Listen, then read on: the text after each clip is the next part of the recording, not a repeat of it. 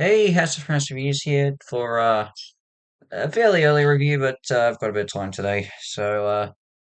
Let's get on with it.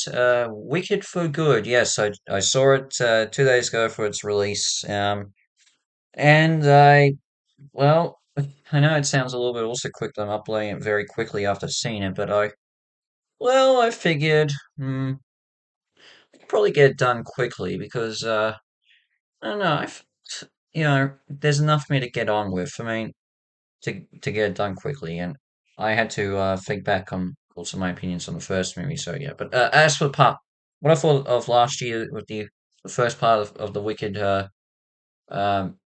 you know duology to bring the stage musical to theaters, I was really impressed. I thought it was really good. I really enjoyed it.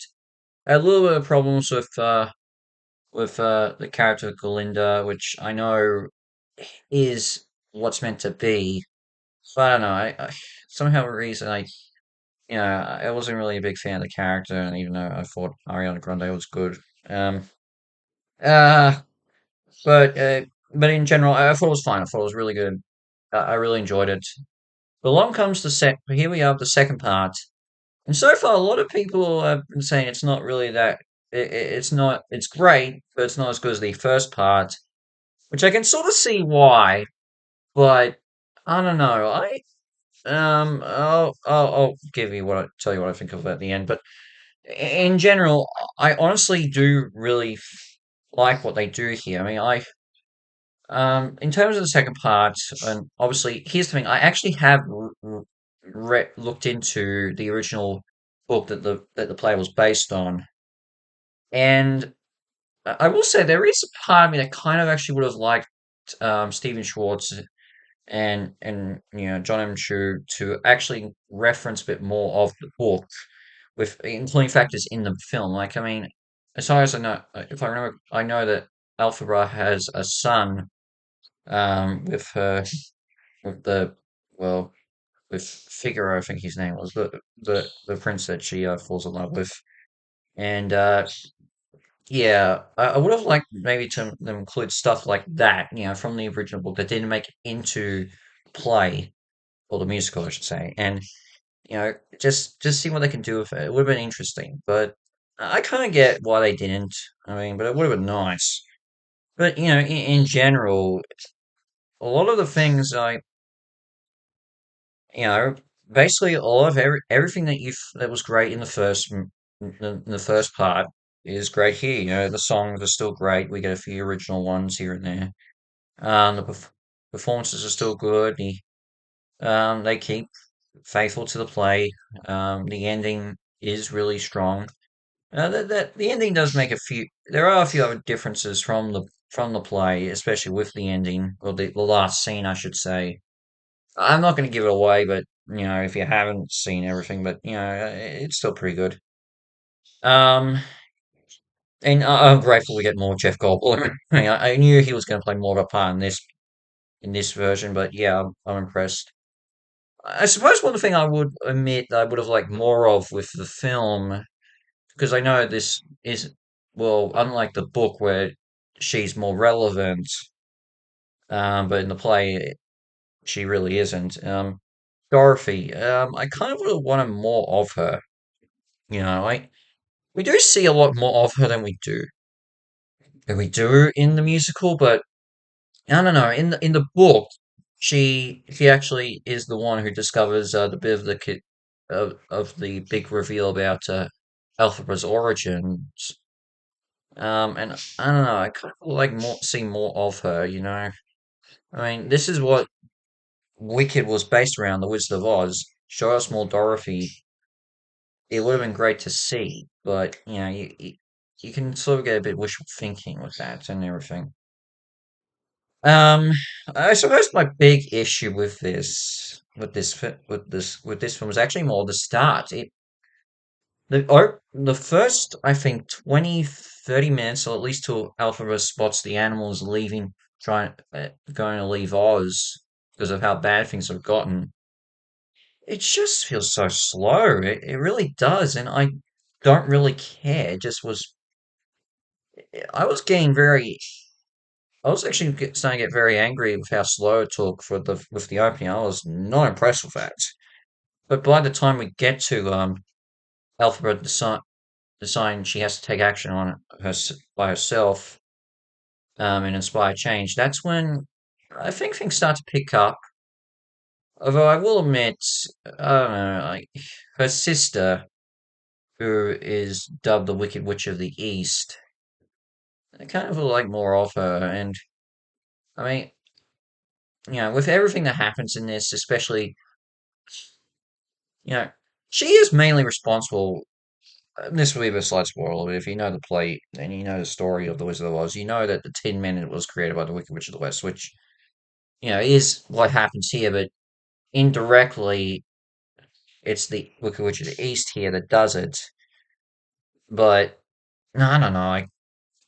I kind of feel like she's an underutilized character in this. I mean, I don't know. It's really tough to say, and I feel more and more sorry for Elphaba with everything when it comes to Dorothy's friends. I mean, the Tin Man and the Cowardly Lion, who she tries to save, in you know end up looking at her and just feel she's a monster just because of how the wizard and her former pupil, her former teacher, Michelle Yeoh's character, portray the media in this, which also leads to a bit of a one problem I have with the Scarecrow. I mean, I'm not going to say who it is, but if you know the musical, you know.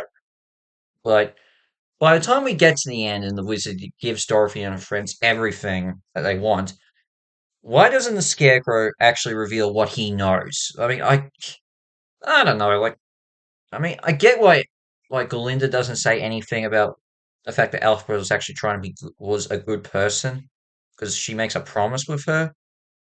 But I don't know. The Scarecrow I could have thought would have done something more because he wasn't seen around that scene. But yeah, that's what I think. And even then, how does he not recognize who the Tin Man is from the past? Like, I'm sorry, I'm not going to try and go too on spoilers, but it is that.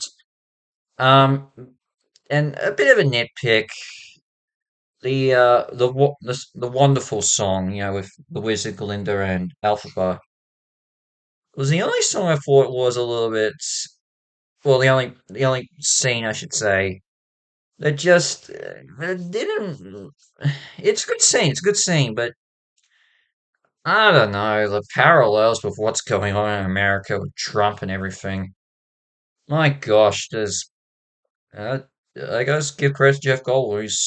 He's great in in that part. He's great with that, and how he basically sells everything of a tyrannical dictator and ruler. But my gosh, can you just? I'm kind of now expecting someone or some people online to do mashups of Donald Trump actually singing that song, much like they did with Baby Shark. So I'm kind of expecting that to happen because there's just you cannot escape that you can see Trump saying those words. I'm just saying it basically you can basically see that from a mile away when you watch that scene. Um, but with that said, I'm being honest, I still really do enjoy this. I still think Wicked for Good is better than the first part. I don't know why. Despite the problems. And look, even some of the stuff like me wishing to include more stuff from the original book in this film. It also technically applies to the first part. But in the end, I still really do enjoy this. I think it's a great film. I really do enjoy it. I like it. I think it's slightly better than the first part. I don't know why. I just think it's better. I mean, perhaps it is the ending that really summed it up. I mean, the way they ended the first part was great with Fun Defying Gravity, but I just think this is the better part. I don't know. I don't know. I have a hard time figuring out why, but I think it's a great film. I think it ended off things well, and Yeah, Stephen Schwartz's dream of seeing Wicked get brought to the big screen paid off, in my view.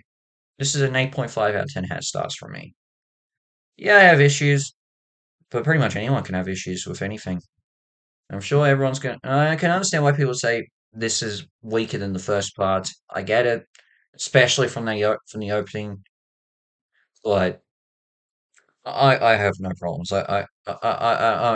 It still won me over in the end. I still say this is the better part for me. Well, in terms of what's next, tune in for my 400th video on this channel. Yep, next up will be my 400th video. It will be a top 10 list. You just got to wait and see what it is. But in the meantime, Hats Off Master Reviews is out, and I shall see you for my next review, my next video. Ciao!